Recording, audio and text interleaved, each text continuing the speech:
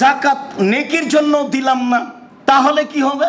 তাহলে সরকারিভাবে যদি নিয়ম থাকে তাহলে আপনার হাতে রশি দিয়ে খুঁটির সাথে বেঁধে পিটিয়ে হিসাব করে টাকা নিয়ে চলে যাও, সেটা জায়েজ। হাদিস বুখারী মুসলিম। ফালাম্মা তুফিয়া রাসূলুল্লাহ সাল্লাল্লাহু আলাইহি ওয়াসাল্লাম উস্তুখলা আবু বকরিন, যখন আল্লাহর নবী দুনিয়া থেকে বিদায় নিলেন, আবু বকর সিদ্দিক রাদিয়াল্লাহু তাআলা আনহুকে খলিফা নির্বাচন করা হলো। ওয়া কাফারা মান কাফারা মিনাল আরব, অনেকে তখন বলল সালাত আদায় করব, যাকাত দেব না, সালাত আদায় করব, যাকাত দেব না। তখন ওমর রাদিয়াল্লাহু তাআলা আনহু বললেন আবু বকর সিদ্দিককে, কাইফা তুকাতিলুন নাস, আজকে আপনি মানুষের সাথে কিভাবে জিহাদ করবেন? আল্লাহর নবী বলেছেন, যে ব্যক্তি বলেছে লা ইলাহা ইল্লাল্লাহ, তার রক্ত নিরাপদে, তার সম্পদ নিরাপদে। যে ব্যক্তি বলেছে লা ইলাহা ইল্লাল্লাহ, তার সম্পদ নিরাপদে, তার রক্ত নিরাপদে। আজকে এখন কি করবেন? ওরা যে বলছে যাকাত দেব না, সালাত আদায় করব। এখন শুনেন, এইবার আবু বকর সিদ্দিক বলছেন, দুই একটা বাক্য ইতিহাস থেকে আবার হাদিস বুখারী মুসলিমে ফিরে আসছে। তাতে তিনি বলছেন, ওমর, যেদিন আপনি মুশরিক ছিলেন সেদিন বীর পুরুষ ছিলেন, আজকে আপনি মুসলমান হয়েছেন, কাপুরুষ হয়েছেন।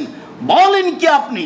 যেদিন আপনি মুশরিক ছিলেন সেদিন আপনি বীর পুরুষ ছিলেন, আজকে মুসলমান হয়েছেন, কাপুরুষ হয়েছেন। অর্ধ পৃথিবীর খলিফা, কুশাগর বুদ্ধিজীবী রাজনীতিবিদ ওমর, যার নামটা শুনলে অন্তর কাঁপে, যার রাস্তায় শয়তান চলে না, এর নাম ওমর। মানুষ নাম শুনলে, মানুষের নামটা নিলে মানুষের অন্তর কাঁপে। তার নাম ওমর। যার রাস্তা দিয়ে শয়তান চলতে পারে না, হাঁটতে পারে না, তার নাম ওমর। এত ক্ষমতাধর ইমানদার মানুষকে আবু বকর সিদ্দিক বলছেন, যেদিন আপনি মুশরিক ছিলেন সেদিন আপনি বীর পুরুষ ছিলেন, আজকে আপনি মুসলমান হয়েছেন, কাপুরুষ হয়েছেন। শুনেন, আল্লাহে, আল্লাহর কসম, আল্লাহে, আল্লাহর কসম, লাউকাতিলু মান ফাররাকা বাইনা সালাত ওয়া যাকাতে, যারা সালাত এবং যাকাতের মধ্যে পার্থক্য সৃষ্টি করবে, সালাত আদায় করবে, যাকাত দেবে না, সালাত আদায় করবে, যাকাত দেবে না, ওদের সাথে যুদ্ধ চালিয়ে যাবো, মারবো না হয় মরবো, পিটিয়ে যাকাত আদায় করবো। আল্লাহে, আল্লাহর কসম, আল্লাহে, আল্লাহর কসম, লাউ মানাউনি আনাকান কানু ইয়াদুনা রাসূলুল্লাহ সাল্লাল্লাহু আলাইহি ওয়াসাল্লাম লা কাতালতুহুম মানিহা।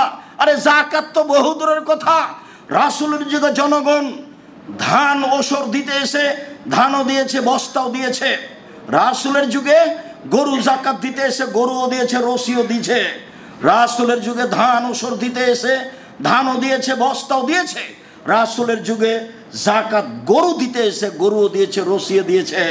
আমি আবু বকর সিদ্দিক বলছি, ধান তো দূরের কথা, গরু তো দূরের কথা, বস্তা এবং রশির জন্য পিটিয়ে তাদের সাথে যুদ্ধ করে আদায় করব রশি ও বস্তা, পিটিয়ে আদায় করব রশি, পিটিয়ে আদায় করব বস্তা। বলো কি? রাসূলের নিয়মের সরিষা কমাবেশ হবে না, আমি আবু বকর সিদ্দিক বলছি। হাদিস বুখারী মুসলিম। পিটিয়ে রশি আদায় করবেন, নেন এবার মরবো না হয় মারবো, পিটিয়ে রশি আদায় করবো, পিটিয়ে বস্তা আদায় করব। এবার কি হলো তাহলে? হাদিস তো বুখারী মুসলিম। যারা সামনে আছেন দিনী ভাই বোন, অনলাইনে যারা অবগত হচ্ছেন, সময়ের গতিতে যারা অবগত হবেন, তাদেরকে আমি ভালোভাবে মনে রাখার জন্য বলছি, যাকাত আপনার সম্পদ নয়। যাদের নিয়ম আছে বের করার, তারা পিটিয়ে যাকাত আদায় বের করে নিতে পারে, নিয়ে নিতে পারে, এবং সেটা জায়েজ। এখন নিজেও দিলাম না, নেকিও বুঝলাম না, পিটিয়েও নিল না, তাহলে কি হবে? তো চলেন তাহলে দেখি তাহলে কি হবে। আল্লাহ তাআলা বলছেন, আল্লাযীনা ইয়াকনিযুনা আয-যাহাবা ওয়াল ফিদ্দা ওয়া লা ইউনফিকুনাহা ফি সাবিলিল্লাহ ফাবাশশিরহুম বিআযাবিন আলীম। মুহাম্মদ সাল্লাল্লাহু আলাইহি সাল্লাম, যারা স্বর্ণ চাঁদি অর্থ সম্পদ সঞ্চয় করে রাখে, যাকাত দেয় না, আপনি তাদের কঠিন শাস্তির ঘোষণা দিয়ে দেন। ইয়াউমা ইহমা আলাইহা ফি নারি জাহান্নামা ফাতুকুয়া বিহা জিবাহুম ওয়া জুনুবুহুম ওয়া জুহুরুহুম। তাদের অর্থ সম্পদকে লাঠি তৈরি করে জাহান্নামের আগুনে গরম করে তাদের কপালে, তাদের পিঠে, তাদের পার্শ্বদেশে দাগ দেওয়া হবে, আর বলা হবে হাজা মাকানাসতুম লিআনফুসিকুম, এটাই হলো তোমার নিজস্ব সঞ্চিত সম্পদ, এটাই হলো তোমার নিজস্ব সঞ্চিত সম্পদ। ফাজুকু মা কুনতুম তাকনিজুন, যেটা সঞ্চয় করে রাখতে, যাকাত দিতে না, তার একটু স্বাদ গ্রহণ করো না, দেখো না একটু কেমন লাগে। এটা কেন? ফেরেশতারা এমন করবেন কেন? এটা অপমান, শাস্তি দিলেই তো হলো, তো এইভাবে করবেন কেন?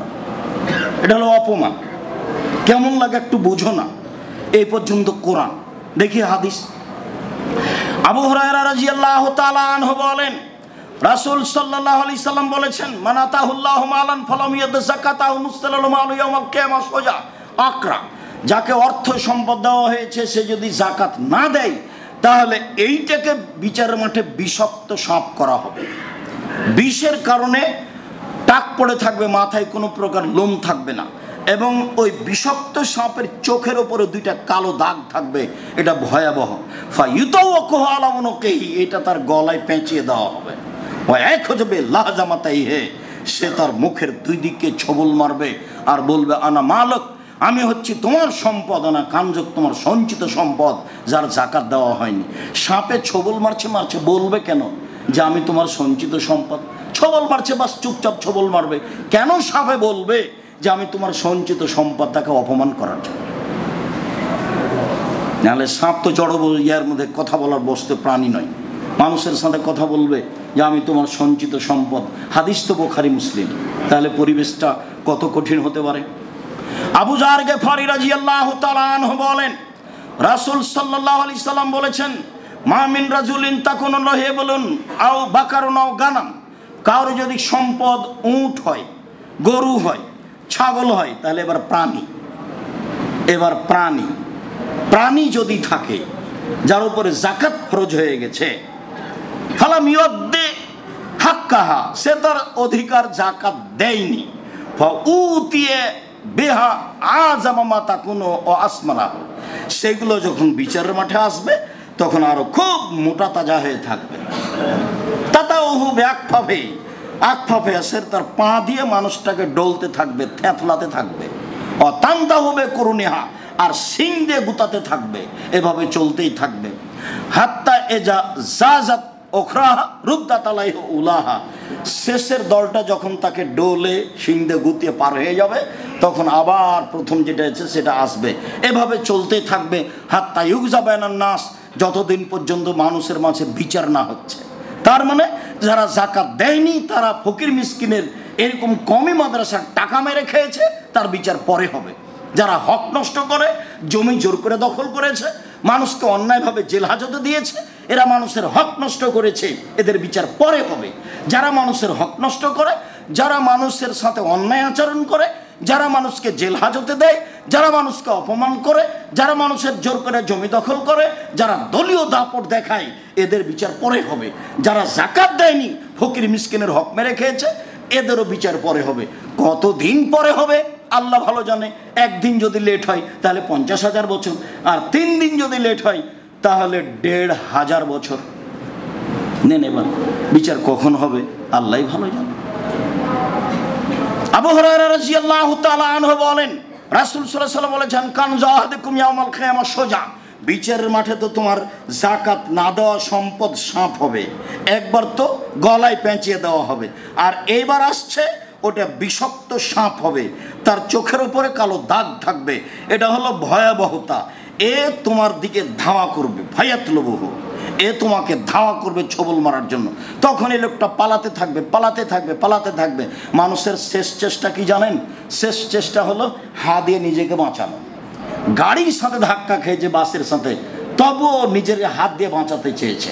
রিক্সার সাথে ধাক্কা খেয়েছে, তখনও হাত দিয়ে বাঁচাতে চেয়েছে। কখন যে আপনার হাতটা ভেঙে গেছে গাড়ির সাথে আপনি বুঝতে পারলেন না। তার মানে আপনি হাত দিয়ে নিজেকে বাঁচাতে চেয়েছিলেন। তো শেষ চেষ্টা, সাপ তো ধাওয়া করে আসছে, তো পালাতে যখন আর দৌড়াতে পারবে না, যে আগে যায় তারই ক্লান্তি বেশি হয়। তো যখন শেষ হয়ে গেছে, আর আগিয়ে যেতে পারছে না, তখন হাত দিয়ে নিজেকে ঠেকাতে যাবে।